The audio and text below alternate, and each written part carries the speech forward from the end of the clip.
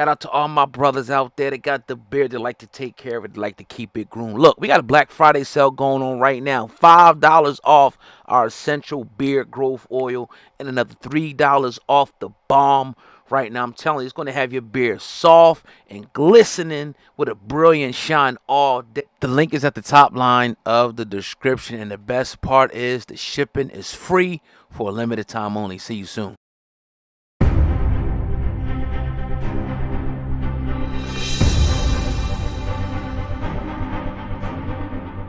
It's always good to have family on the podcast. We got Andrew Wyatt back on. How you feeling, family? Good to see you. Man, fam, it's so great to see you and old man. Y'all are wonderful people, man. Thanks for always informing just the community as a whole, but the world, man, because you guys be hitting record numbers of going viral, man. So I just appreciate the opportunity, and you guys think that much of me because I definitely think that much of you and your audience. It means a lot. Yes. I don't know if you realize that, but that means a whole lot coming from you, brother. We definitely appreciate you, and we'll stay on the job. So it was funny because obviously we heard the news about Jay-Z a couple of days ago. We start dropping videos, and it was funny because in my comment section, I keep hearing people say, "Oh, bring Andrew Wyatt on. Bring Andrew Wyatt on. I want to hear what Andrew Wyatt had to say. Bring Andrew Wyatt on." I'm like, we're gonna get to him in time. We're gonna let things simmer up. Yeah. You gotta let it stew for a minute. Yeah, let it stew for a minute. We'll get him on. You can't get a good gumbo unless you let it stew. Now we here for the people. The people asked. We delivered for the people. We got you on. So just let's get right out the gate. When you seen the news a couple of days ago of the alleged situation between Jay-Z and a young child, I don't even want to. I think it was 13. They put on her 13 years old at an award show, on her way to award show with Diddy and Jay-Z, and she claims that he sexually assaulted her on the way to the show. When I heard it, it doesn't surprise me. This is what we're seeing in the year 2024, and it started sooner than that. But this is to destroy the democracy of hip hop, to destroy the democracy of Black entertainment. The constitution of what hip hop and Black entertainment, our Black icons represented and stood for, we as a people never saw them as people who had no faults or no flaws. We all knew they had their idiosyncrasies, and every man has their fallacies. So that wasn't anything new to us, but they gave us something to aspire to, something that motivated us to say, hey, if they can do this, and they came from the same area that we came from, no matter what region of the world, the projects are the projects, the ghetto is the ghetto, poverty is poverty. The worst thing you could do for a poor person is end up like them, because if you end up like them, you can't help them. So they showed us something that we were able to hold on to. So, what we're seeing today, it doesn't surprise me. And I always hate to go back to, but it started with Mr. Cosby. He was a litmus test, tried, true, and tested. And the moment you are able to get allegations to come forward to criminal prosecution and civil proceedings against the individual from 40 years ago with no evidence of proof, but the sheer allegations of somebody saying something happened, and you don't have proof. So when you do get proof and you have a video of Cassie out there with Sean Combs, now it doesn't take much. We saw YSL. We saw how the government is using a RICO crime that was created in 1970 by Congress for mob families. Now they're using those RICO charges to come after people for lyrics. Jay-Z, when I saw this thing surface, it did not shock me because, anybody that's a figure in our community that has the power to influence, all races, all genders, all religions, all ethnic groups, when you really think about it, that person is dangerous, to the world around them. The difference with Jay-Z and Sean Combs, when the allegations hit against him, he tried to rush and change his life. It was too late, because everybody knew you of the party guy. You never saw Jay-Z in the club. The only club you saw him at was the 4040, but he was with adults. However, Jay-Z protection, and Hollywood has always shown us, whenever a relationship and you hear of a celebrity breaking up, they get involved immediately and because they have to, because that's their cover. His cover is Beyonce. And when the allegations came out against him, it did not surprise me because he was so close to Shawn Combs. And the best way to tear down the dynasty is you start with the head of the snake and you work your way down. And right now, they're working their way down. I love the way Jay-Z went against the grain. He did what I tried to get Mr. Cosby to do at the onset of the allegations. Mr. Cosby's attorneys, which they knew what they were doing, told him, you know, if you say something, it's going to create more trouble for you. And I remember saying to him, if you don't say anything, you're going to look guilty. And what Jay-Z said to his attorneys, no, you guys keep pushing papers. I'm going to push some lyrics. And he basically pushed lyrics out to say, okay, if you really want me, criminal prosecute me, basically. Criminal prosecute me, forget trying to come out my pockets. And it was something that was said on a podcast that really bothered me on Ebro, Lauren Stiles, and Peter Rosenberg podcast. And just to get their words right, I want to quote it. I'm going to read it. They said, these allegations today looks like a clown show that sexual assault has become. And it seems that sexual assault is a game.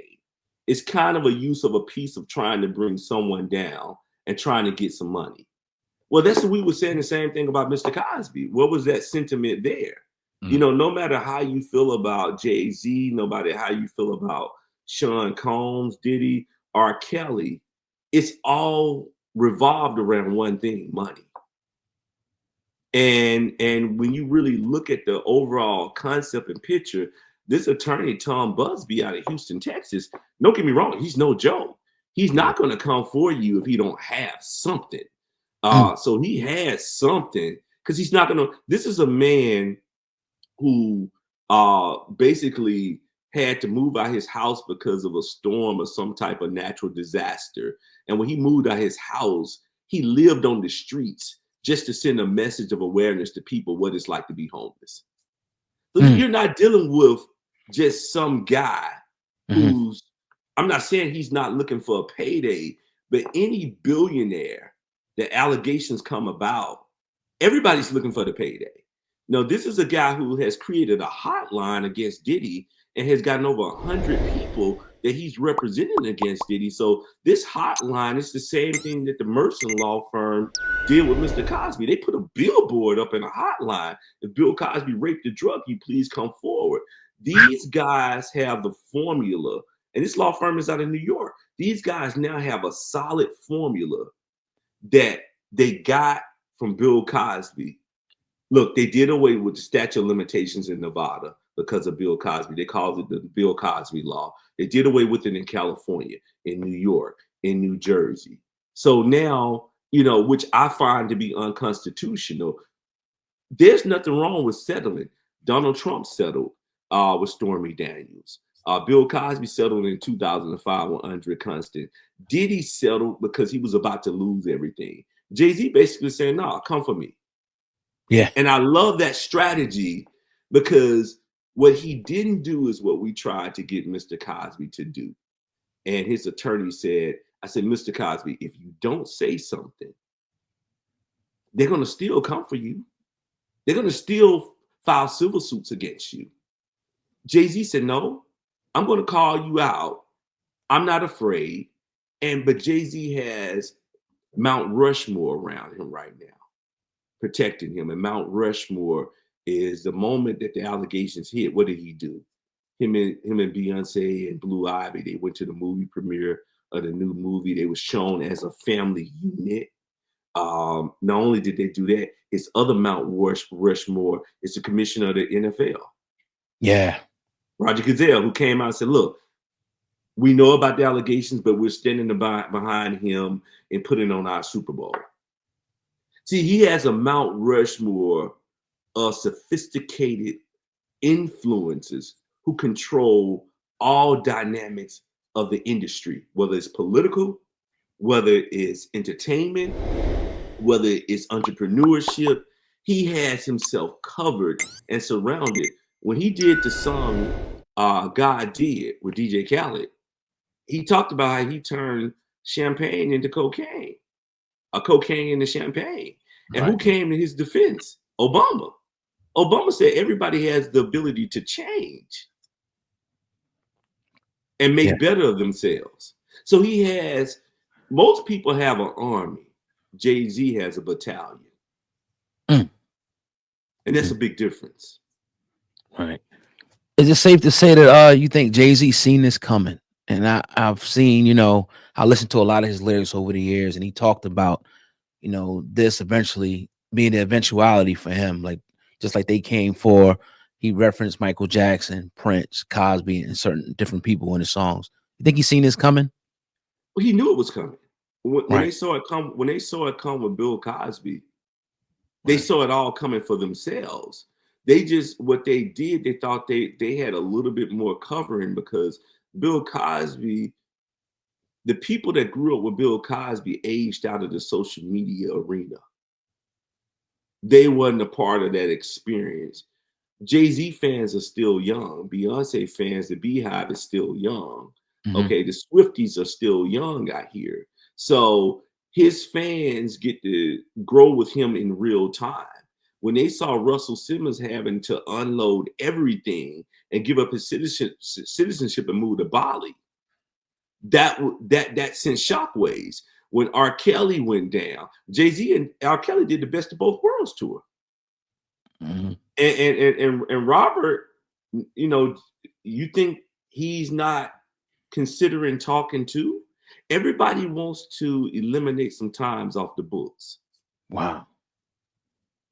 Everybody, there's no such thing, you know.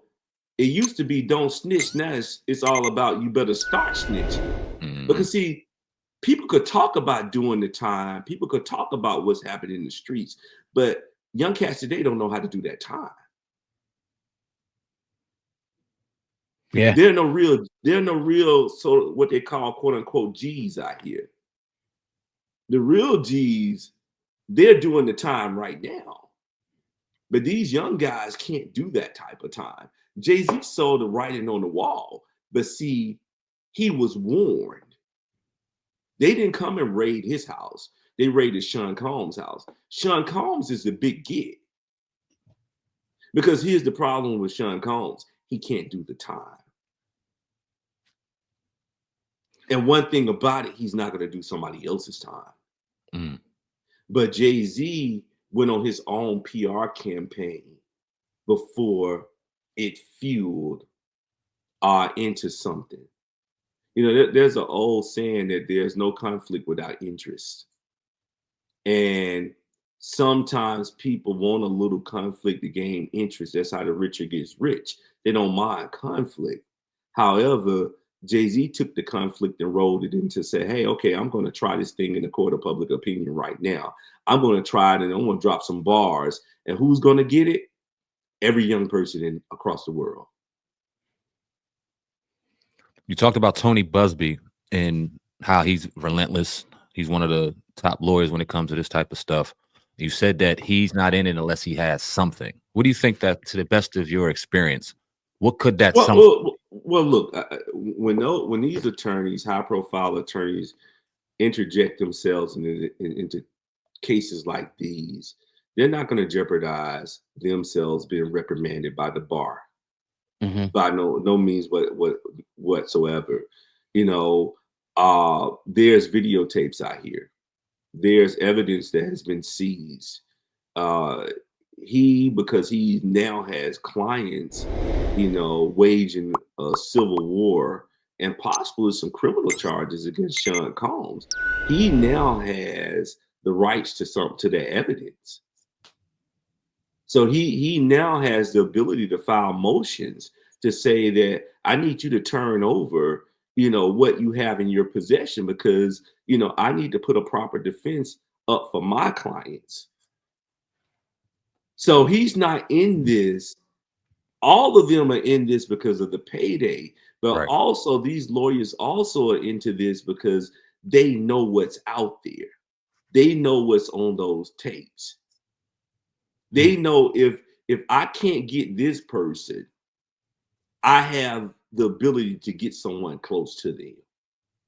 When you really think about it, America better wake up quickly, because I think I was on this show and I said when the charges came against Diddy and they put him into custody and they revoked his bail, I said you're gonna see more people come forward, but they're not gonna be treated the same way he's being treated. And look what happened. Months later, they get the former CEO of Abercrombie and Fitch. They just get, now he was actually trafficking. He gets to leave court that day with an ankle bracelet and he just put up $10 million. See, the system is designed to say it's not for us. When we start figuring out the laws, they have the system and the mechanism to change it to benefit them. And when you look at what Jay-Z is experiencing now, he's trying to say, let me show people fighting back in the art form that I know how to fight back. I'm going to put it on wax. He didn't go out here and do what Sean Combs and showing himself whitewater rafting, having fun. No, when charges like these come about, people want to see you taking it seriously, especially the other side of the black hand. When they see you with that other structure of the world, see you still living a life and having fun and enjoying family. Oh, no, he ain't taking this serious. Let's go on and put him in the cuffs and let's go on and put him in the custody and no bail. Jay-Z showed you that he was taking it serious. He was like, hey, show your face. He, without saying the Sixth Amendment, he went to his Sixth Amendment rights. He's like, I have the right. The Sixth Amendment gives me the right to know and face my accuser. So he basically, he dropped a lot of knowledge, but he stayed within the confines of not persecuting himself or not defaming anyone. But don't think Tom Busby ain't looking at that album and know what he dropped. He's going through it, dissecting it, because he's going to find a way to say, okay, you defamed my client. If you remember, Gloria Allred's daughter is Lisa Bloom. She was representing a lady against Kevin Hart. And when Kevin Hart was accused of having this extramarital affair with this woman, and he denied her and said it never happened, he ended up selling it out of court for a couple of $1 million because he defamed that young lady. Because now he defamed her reputation and making her out to be a liar. Wow, man. And because of that, he owed money. Because of that, it cost him pretty much. He defamed her. So, they tell you in your memorandum rights, you have the right to remain silent. Anything you say that can be used against you.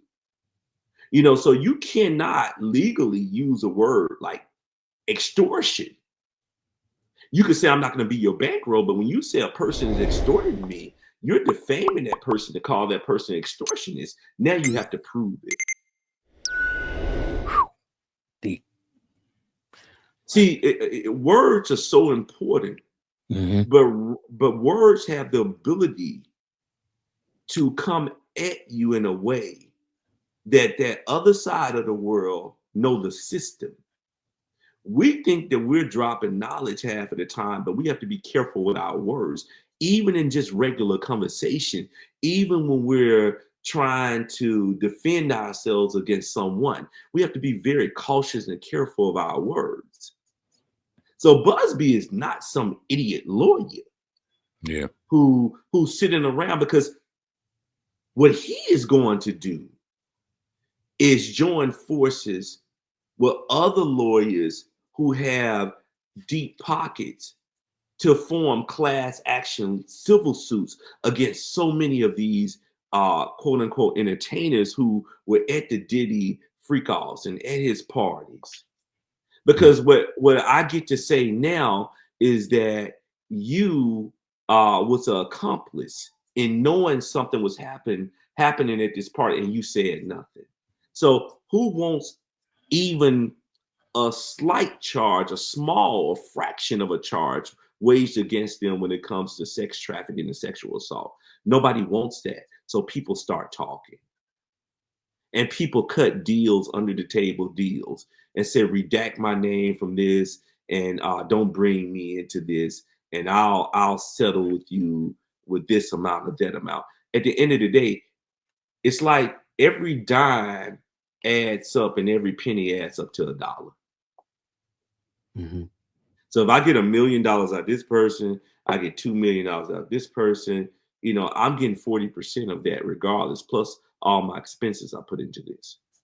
These guys don't dump this kind of money and take this type of public scrutiny that they take these lawyers unless they have something. Mm-hmm. And don't think that they're not talking to the prosecution. Don't think that they're not friendly with the prosecution. Because the prosecution, at the end of the day, they don't want to walk away looking like they have egg on their face. They need to win. Yeah. Right. So what you do, you acclimate Robert Kelly, you acclimate Shawn Combs, you acclimate them into these conditions of not giving them bail because you said, well, you're going to do some time anyway, so I want you to just acclimate yourself so you could get comfortable in this setting. But you never get comfortable because you start thinking about your favorite foods. You start thinking about, man, I have no privacy. Everything is out in the open. The guards get to watch me take a shower. Female and male get to walk me to the shower. You have no rights. Your rights have been taken away from you. So in order to get some of those rights back, you start giving the government information and you start handing over people. Right. Now, every day now we've seen since Diddy's been locked up, a new accuser comes out. My question will be, do you see this case, you know, one, more accusers coming out, and two, do you see it turning criminal? It's already in the criminal process.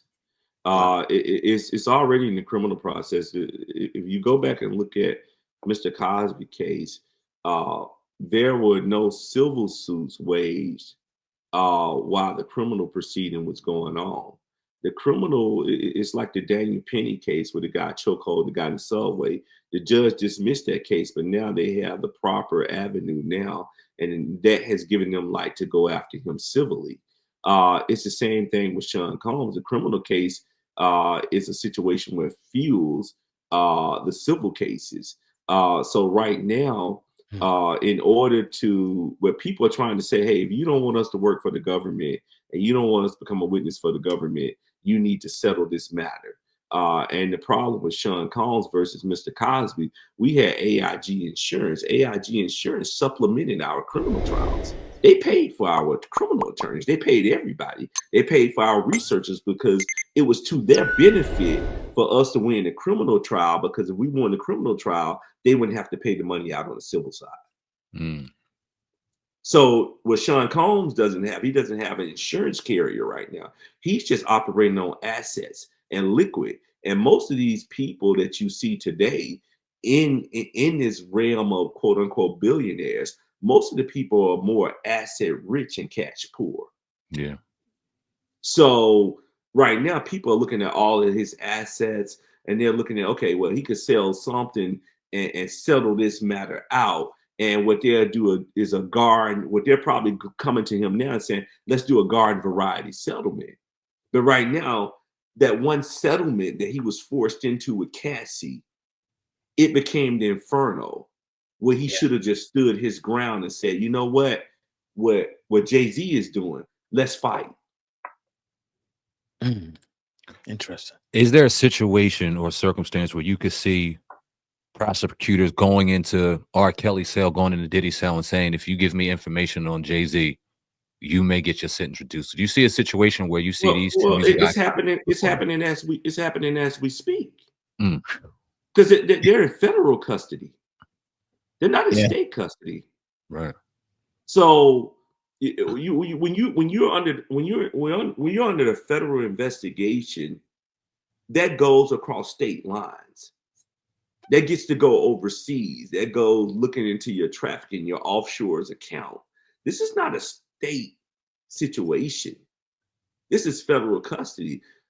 R. Kelly's attorney, who I was helping him off the books and helped him retain his attorney, he just lost his appeal with the United States Supreme Court.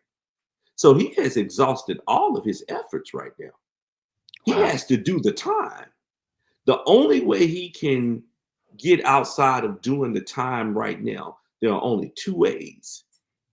He gets a pardon from the President of the United States, or he gets talked and a deal is struck. And they work out a deal where they say, well, hey, if you give me what you have on all the artists you work with, and we need proof of it and give us names and information, we might be able to knock 15 years off your sentence. Because remember, in doing federal time versus state time, there's no such thing as going up for parole. In federal time, you have to do 85% of the time, and then they let you out. Look at Big Meech; he did 85% of the time. That's why he's out. Right. What do you see happening next here? Well, I think the saga's going to continue. Yeah. See, the formula, and I always say, I'm the Most High blessed me with this formula to have the blueprint, right, of what it's like to stand in the gap for Black America. And standing in the gap means that I never forget the conversation. Mr. Cosby and Mrs. Cosby, they were frantic in 2014 because the allegations came out in October. And at the time, the situation was going on in Ferguson with Michael Brown. And this journalist come on Reliable Solutions and says, do not let Ferguson or the holidays take Bill Cosby out of the news. So there are no presents coming to you for the month of Christmas. There's no celebrating a big New Year, because that's when you're going to see, because these attorneys in the system want to leave you very uncomfortable. They want you to be uncomfortable. There's no way that Jay-Z, he dropped some beautiful bars and he spoke his piece, but don't think he's not sitting around worried about this matter. You can't get comfortable. These guys, unlike regular people in the world, they have attorneys, sitting on retainers who they have yet to bill against those retainers. And those attorneys know one day something is going to happen. So I'm going to be able to go to this war chest in my IOTA account, and I'm going to be able to draw money from it by doing work. He has lawyers, like he said, I got the money team. He has the money team. They're working 24/7. They're going to be working through the holidays, the same way our lawyers were working. No one caught a break. Everybody worked through the holidays. Thanksgiving. You didn't celebrate nothing. Everybody worked 7 days a week because you're constantly billing, because they said, I need this to get thrown out. I need this to go away. And Jay-Z is trying to hope and pray for the courts, throwing this out. But the problem now with this system that we're in, the courts are saying, no, the burden of proof is on the plaintiff, the person who's bringing these accusations. So we're going to let this civil proceeding move forward, or we'll let this criminal proceeding move forward. Because now they're saying, the sexual assault and Me Too thing has caused the judicial system to not act within the realm of the law. Everybody is figuring out, well, I need to give these women their day in court. And you have to understand the reason why that's happening, because most people on the bench are either elected or selected to the bench. Now, you have a greater chance when someone is selected to the bench because they don't have to rely on votes. But when you're out here relying on getting elected for another term to be a judge or a prosecutor, you got to show yourself being tough on crime and show that you're for women. And that's the new slogan, that we have to show that we're for women because women don't lie, but we know that's a lie. Right. Now I was listening. They said that apparently a celebrity, they didn't name the name. They say celebrity B witnessed this alleged assault on this 13-year-old. I don't know if you heard that aspect of it. Are they holding some cards for Jay-Z, this lawyer, to really smash him real soon? Well, they're holding all the cards. They're going to let him push every envelope that he wants to push, and they're going to come back and say, okay, you want to show us your arrogance, and you want to call us out, that you don't feel like you're taking this matter serious. And basically, in so many words, what Tom Busby said, he said the gloves are off. He said, in so many words, this is what you want, and you're gonna go to the courts and say, I'm trying to extort you. Gloves are off now. I tried to be civil with you. No more being civil. I'm coming for you because now you came for my career and you came for my livelihood. So I'm coming after you. So I'm gonna drop every nuclear bomb I got in my arsenal to get you. You're my number one target right now.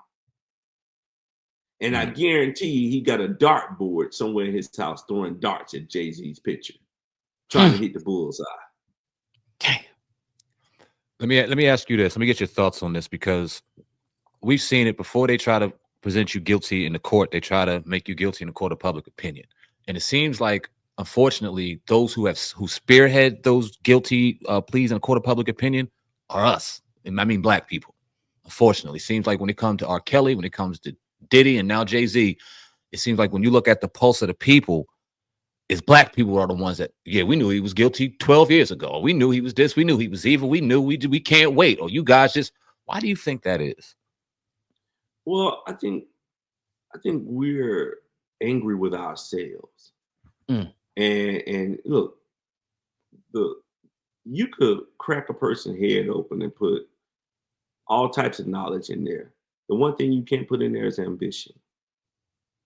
And there's a lot of black people out here who didn't possibly get what they wanted to get. And it's something about us that enjoy the takedown. And we have to always realize it's not what they're doing to us, it's what we're not doing for ourselves. They're not doing it to us, we're doing it to us. And we sit back and we allow a system because it shows that we don't have the influence and power that we think we have. No matter how wealthy we get, we still are members of an exclusive slave plantation. We're members. The majority of black people are members of this exclusive slave plantation. The slave plantation that lets you be a member of the country club. The slave plantation that lets you get a little liquid to say that you can move into the suburban neighborhood. But you're still on the plantation, even when you move in the suburban neighborhood, whether you pay cash for the home or not. You're on the plantation. You're never your own human being. When master wants to make an example to you, he pulls you out in front of all the slaves and tie you to a post, and he lets your own whip you. Your own. He don't do it. He get a whip to your wife. He give the whip to your child. So when the overseer has the person living next door to you and the person you're feeding every day tie you to the post and they whip you and discipline you, you have no more respect or power. And it shows that the influence that you portray yourself to have and you're bigger and you're a billionaire and you have this status, nah, you really ain't that person. You still own, you just own a country club plantation. You're just a slave with a few exclusive rights, but you don't have all of the rights. See, we have to be careful when we say civil rights, because civil rights ain't meant to be civilly to us. We have to say what the LGBTQ community has always said. I don't want civil rights. I want equal rights. I want to be your equal. When Black people start saying to their oppressors, I want to be your equal. When Michael Jackson said, no, I want to be your equal. When Bill Cosby said, I want to be your equal. When R. Kelly said, I want to be your equal, I made a song, I Could Believe I Could Fly, and it became an anthem at every wedding, at every game. I want to be your equal. No, you don't get to be our equal. You need to be begging us to treat you civilly. Keep fighting for civil rights. And we made the biggest mistake as a race. Our biggest mistake we could ever make as gatekeepers in our own communities, amongst our own families. We made the mistake of letting social media take form. That was the worst thing we could have ever done, because social media was created to take Black people away from current events of the day. It took you away from the realities of people in your community who made a name for themselves and was trying to give back and had the opportunity to give back to your community. It took us away from people, everyday people. It made the Shawn Combs, it made the Jay-Z's and the Bill Cosby's of the world move out of the community that you once knew, that you were a part of. Imagine if they all came together and everybody put their money into this pot and they said, you know what, we're going to rebuild Marcy Projects. Because we now have the influence, we have the government and connections to say to the federal government, sell us these projects, we're going to redo it. No, you wanted to join forces with Malibu, Pacific Palisades, the Hamptons, the Upper East Side. You know, you wanted to be a part of that selective slave, plantation, but it's all selective because it's only a select group of people that get to be a part of it. And it's not me playing a race card because, I can't play the race card. They created the race card when they put us on that ship and brought us over here. They created their race card. It's not me playing the race card. They created the race card when they drafted the Constitution minus the amendments. It's just me playing the truth.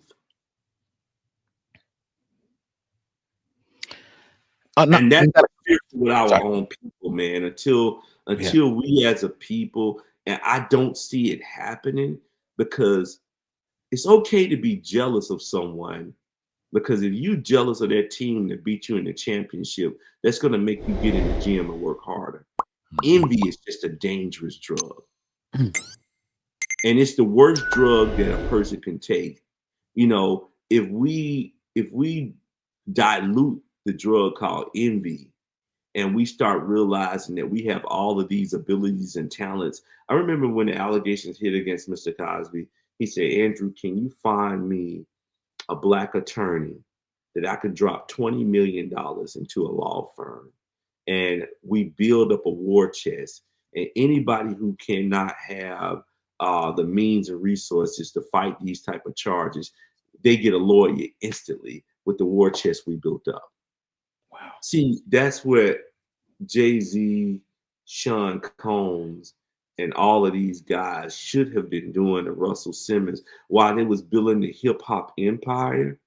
They should have been building the hip hop financial empire and building financial institutions where they can create a hierarchy of Black people who might not get to be recording artists, who might not get to be actors one day, who might work behind the scenes, but they get to move out and move up as well.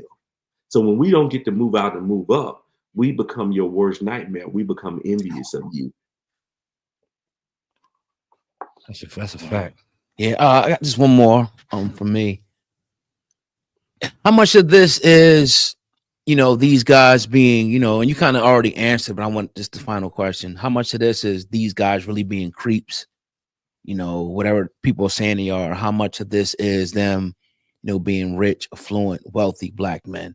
Because a lot of people think like, yo, no, it ain't about the money. It ain't about this. They're really creeps and their karma's catching up to them. Or is it more so about, look, they got to a place where a lot of us didn't get to. We got to make an example out of them.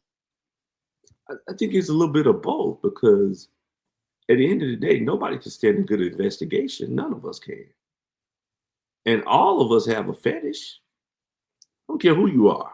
Nobody want the public or the world to know about their fetishes. Now, at the end of the day, these people excel to a level that no one has ever seen. The problem that they had and what they're doing is they're flaunted their success in the face of those people that work for them, the agents that don't look like them. And now their children idolize those personas that those agents and those managers and those publicists and those recording executives build. But now you're going to flaunt your success in front of me. You don't get to do that. Warren Buffett still lives in the same house that he got 40 years ago in Montana. He still drives the same Lincoln Continental. Elon Musk don't have a home. He sleeps on people's sofa. He touts the fact that, hey man, I don't have a home. And you don't see Elon Musk and them showing off his matching. You don't see them showing off Jeff Bezos matching, or see them flaunting with all the ice and jewelry and all the drapery on. They understand that, yes, conflict does create interest, and the interest that our type of conflict create is the interest on our bank account. And the interest that we have amongst the masses. See, I always said I never was a part of the classy. I was a part of the massy, because I got with regular people. When I saw a black person touting themselves and being better than me and saying that they was better than me and showing off and riding through with the car. But then when I went to their house and I opened up their refrigerator, all they had was an onion inside, and the onion was crying. Right. We have this tendency of where, as a race, we want to prove and show that I'm better than you. And when you see social media, everybody's posting up a bottle, they're posting up food, they're posting up a party. Because the best way to get us off of the mission is you give us a chicken and beer and some fried chicken and throw us a party, a block party. We forget that we're there to change laws. That's what happened with the Congressional Black Caucus. Congressional Black Caucus was black people who was political figures showing up, fighting for our rights and trying to change the laws to get us better fairness in this system that we call America. Well, then the sponsors got wind of it and said, let us sponsor it. Then they started throwing a party and a concert here and a party. And then now we're off topic. We're off the mission at hand. The mission at hand was not for us to come in and get a chicken and beer party. Everybody wants to talk about Donald Trump winning and Kamala Harris losing, and she had all of these black women support. Yeah, she had black women support, but what we did not see is black women who were on the upper echelon reach down and say, you know what? I'm going to go hang with poor black women. And those poor black women, that's where your votes came from. You already had the votes of the upper echelon and the middle class. You didn't have the votes of the poor. And you can't be Sean Combs and just say, I'm going to only show up on Thanksgiving and give a turkey out. But then I'm going to hold the rights to your publishing. That has retribution. And you have to grow up. See, when they see you not growing up, they don't want you to grow up.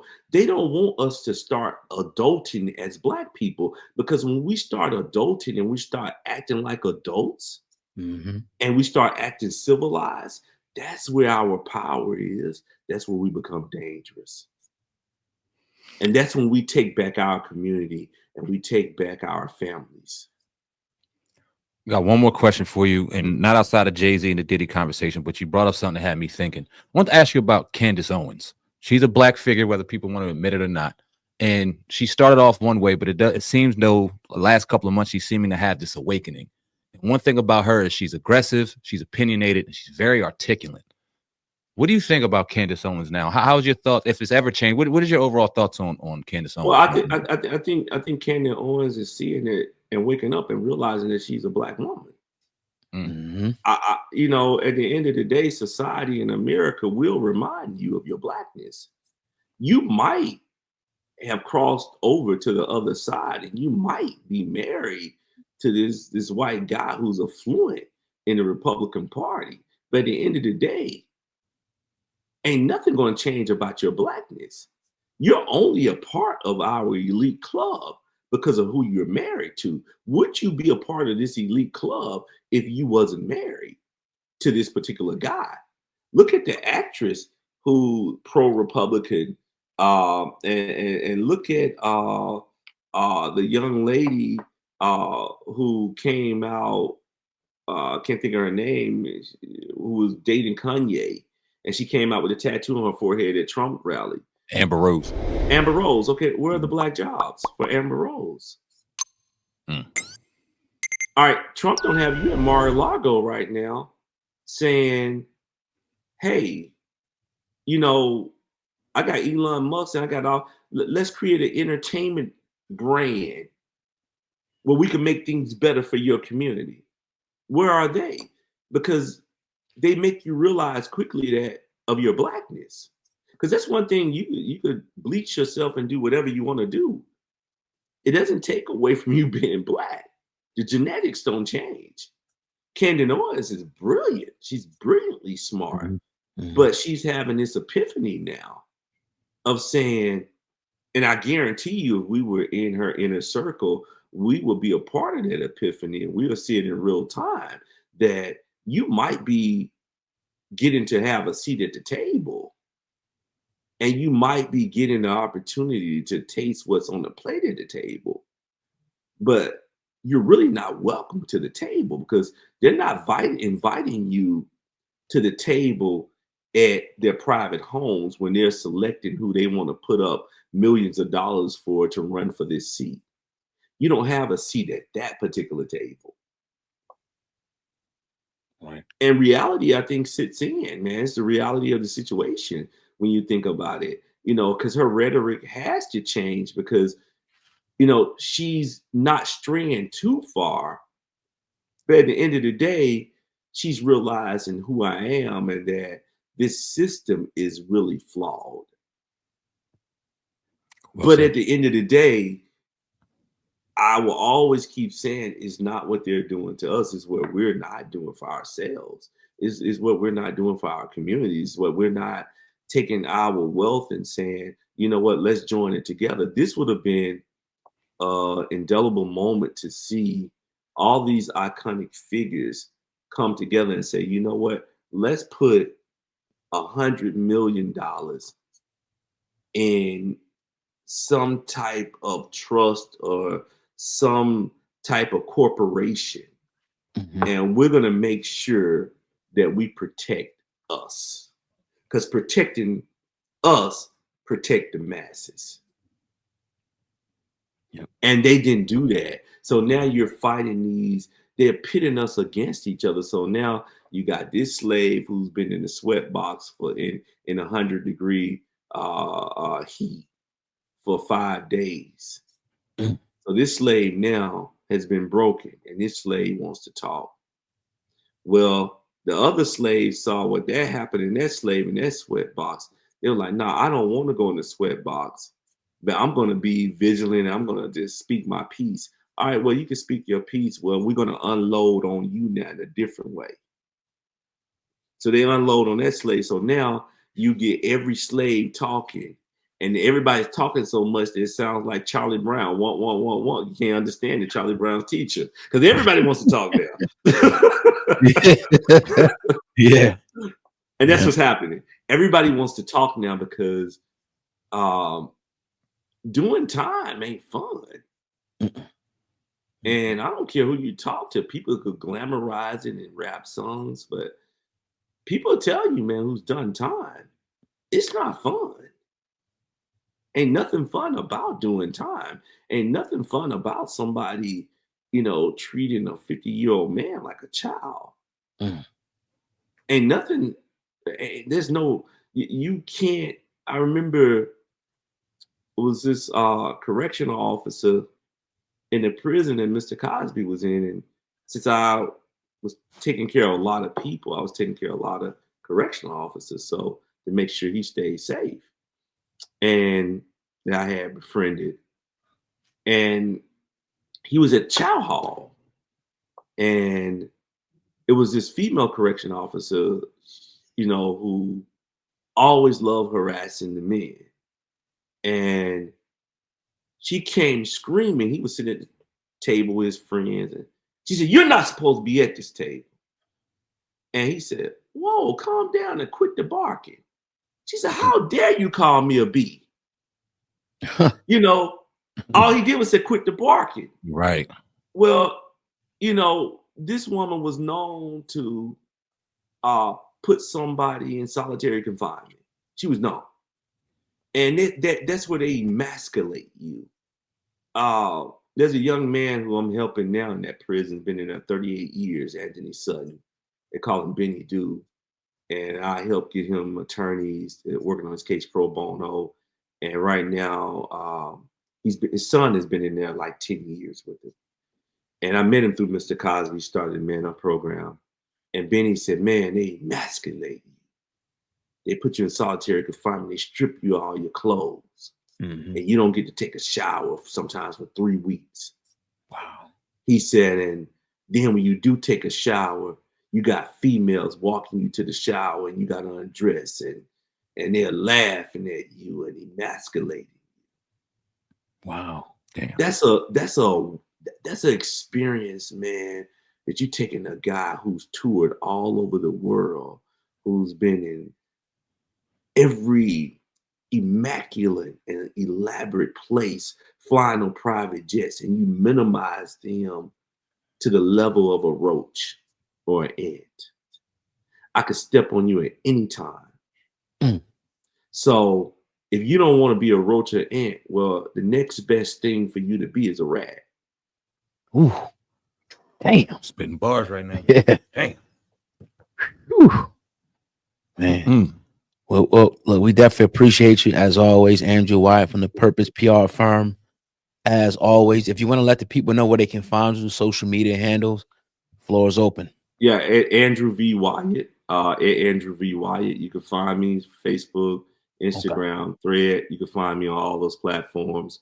I try to post a lot of positive things, man. I don't post about my personal life.